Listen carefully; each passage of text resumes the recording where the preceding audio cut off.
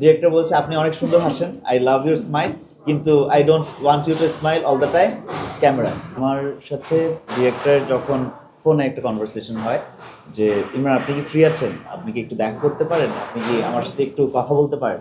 আমি বললাম জি অবশ্যই, কী নিয়ে কথা বলতে চাই। তো বললেন যে আপনার সাথে প্রায় 2 বছর আগে দেখা হয়েছিল, একটা মিউজিক ভিডিও করার কথা ছিল আমাদের একসাথে, বাট পরবর্তীতে ওই মিউজিক ভিডিওটা করতে পারি নাই আমরা, সামহাও ওটা হয় নাই। সো 2 বছর পর উনি আমাকে কল দিয়ে বলে আমাকে জাস্ট বললো যে আপনি একবার বলেছিলেন যে আপনি একটু চ্যালেঞ্জিং ক্যারেক্টার প্লে করতে চান, একটু ডিফারেন্ট ক্যারেক্টার প্লে করতে চান, আপনি এতদিন পর্যন্ত যে রোমান্টিক একটা ছেলে বয় নেক্সট ডোর ক্যারেক্টার ছিলেন সেটা ভেঙে বের হতে চান। সো এই কারণে আপনাকে কল দেয়, আপনি একটু অফিসে আসেন, আপনার সাথে একটা স্ক্রিপ্ট নিয়ে ডিসকাস করবো। সো আমি স্বভাবতই মনে করেছি কোনো একটা বিজ্ঞাপন বা কোনো একটা মিউজিক ভিডিও করতে যাচ্ছেন, অথবা বেশি হলে কোনো একটা নাটক বা অফিসে হবে।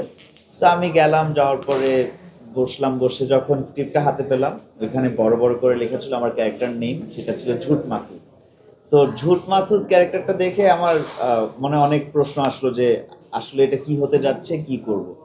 সো মামা আমাকে বললেন যে একটা পূর্ণদৈর্ঘ্য বাংলা ছায়াছবি বানাতে যাচ্ছি, আপনাকে আমরা মেইন ভিলেন হিসেবে কাস্ট করতে চাই, what do you think.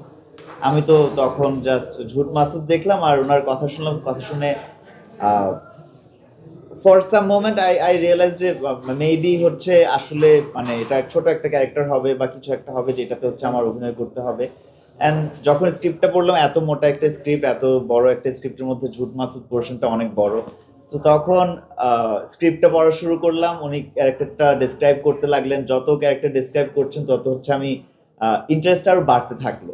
Like কি হয় যে একটা নাটক বা একটা মিউজিক ভিডিও যখন করি তখন ছোট একটা স্ক্রিপ্ট 3 মিনিট বা আধা ঘন্টা কিছু একটা চলছে, সেই সময়টাতে হেসে হেসে কয়েকটা ডায়লগ দিয়ে পার পেয়ে যাওয়া যায়।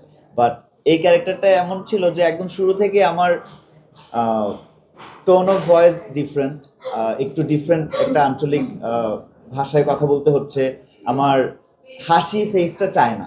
ডিরেক্টর বলছে আপনি অনেক সুন্দর হাসেন, আই লাভ ইউর স্মাইল, কিন্তু I don't want you to smile all the time camera.